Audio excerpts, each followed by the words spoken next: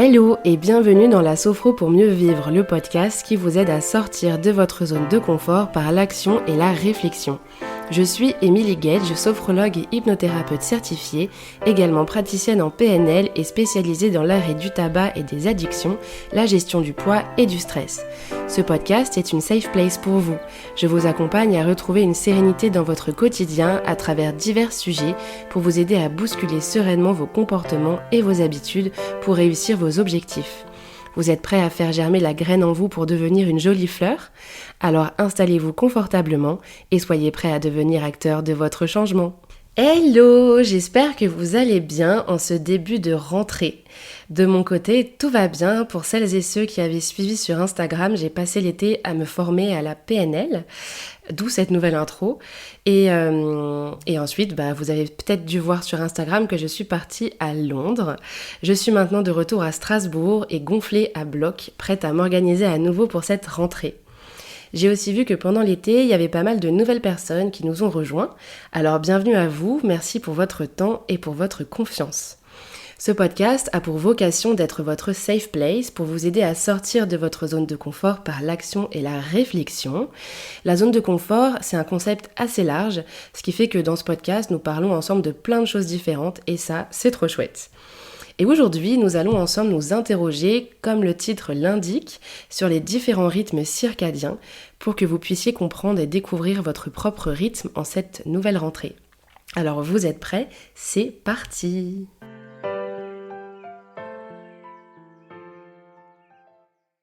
Alors, pour cet épisode, j'ai fait quelques recherches. En effet, votre énergie varie en fonction d'un cycle qui se nomme cycle circadien ou rythme circadien. Et nous sommes tous concernés par ce rythme qui est totalement biologique. Le rythme circadien, il se base sur le fait que tout être vivant passe par plusieurs phases tout au long de sa journée, donc en gros durant 24 heures. Ce rythme biologique, il influence la création d'hormones, le sommeil, l'activité cérébrale et la régénération des cellules. Peut-être que vous voyez où je vais en venir, mais en gros, connaître et prendre conscience de votre rythme vous permettra d'organiser plus efficacement votre quotidien, d'où le lien avec l'épisode de rentrée. À noter ici que nous sommes des êtres évolutifs et mouvants, c'est-à-dire que rien n'est totalement figé et votre rythme peut tout à fait changer et évoluer en fonction des différentes étapes de votre vie. Les êtres humains sont comme des horloges biologiques vivantes. Nous avons chacun notre propre cadran interne qui dicte notre niveau d'énergie, notre humeur, notre efficacité tout au long de notre journée. Et ce cadran biologique, il s'appelle chronotype. Et c'est en comprenant votre chronotype que vous allez pouvoir optimiser votre emploi du temps et améliorer votre bien-être et votre productivité. Mais alors, qu'est-ce qu'un chronotype ? Eh bien, le terme chronotype fait référence à la préférence naturelle d'une personne pour certains moments de la journée. Il existe plusieurs chronotypes principaux, bien que la plupart des individus se situent dans une plage moyenne. Il y a les matinaux, les noctambules, donc l'inverse des lève-tôt, et les intermédiaires, donc entre les lève-tôt et les noctambules. Mais aujourd'hui, on va ensemble s'intéresser à un autre modèle de chronotype que je trouve est plus mignon et plus chouette, qui a été élaboré par le docteur Michael Breus, si je prononce bien, dans son livre The Power of When, donc le pouvoir de quand, qui a élaboré un questionnaire pour nous permettre de savoir si notre cycle circadien correspond au modèle du dauphin, du lion, de l'ours ou du loup. Vous êtes peut-être plus du soir que du matin ou plus productif le matin que le soir. C'est ce que nous allons voir tout de suite. Alors avec mes recherches, j'ai vu qu'en Occident, le rythme d'une journée standard s'appuyait sur le rythme de l'ours. On travaille vers 8 heures et on termine vers 17 heures avec en moyenne le moment du coucher vers 23 heures. Il y aurait donc une majorité de chronotypes ours en Occident. Mais ce rythme, bien sûr, ne convient pas à tout le monde et il est possible que votre génétique soit tout autre. Je suis sûre que si vous êtes encore à ce moment-là de l'épisode, c'est que vous avez envie de connaître votre chronotype naturel. Donc on va voir ensemble les 4 types de chronotypes, donc le dauphin, le lion, l'ours et le loup. Puis je vous mettrai en description un test pour que vous puissiez savoir quel est votre chronotype. Donc on va commencer avec le dauphin. Lorsque les dauphins dorment, la moitié de leur cerveau est éveillée afin de rester attentif à d'éventuels prédateurs. Les humains de type dauphin ont donc tendance à être insomniaques, intelligents, analytiques et ils sont souvent introvertis et anxieux.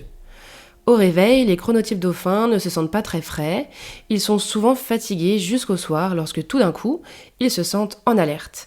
Ils sont productifs par petites phases durant la journée et c'est estimé à environ 10% de la population qui sont de type dauphin.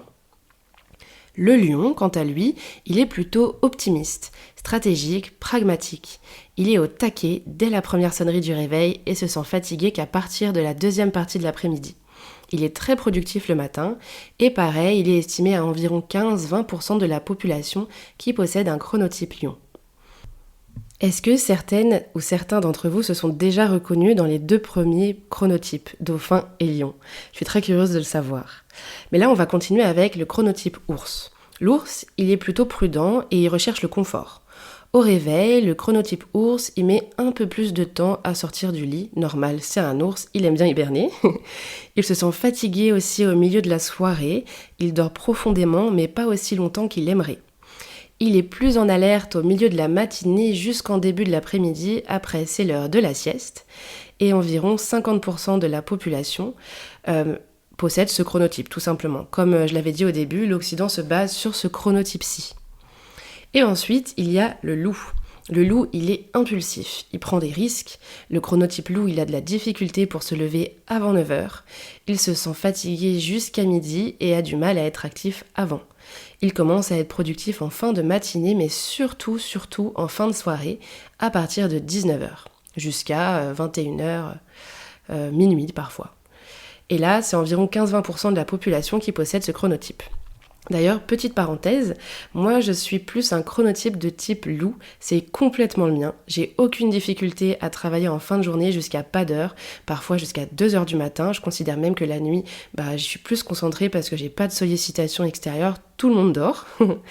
Et j'ai aucune difficulté à travailler en fin de journée. C'est compliqué pour moi de trouver la motivation pour travailler le matin. Même si je mets mon réveil à 9h, je vais plutôt avoir tendance à traîner un peu des pieds, me poser, lire, regarder des trucs, mais pas réellement me concentrer sur des tâches importantes. Donc, est-ce que vous vous êtes déjà reconnu dans un de ces profils ? Sinon, voici un exercice supplémentaire que j'ai trouvé pour vous aider à préciser votre rythme circadien.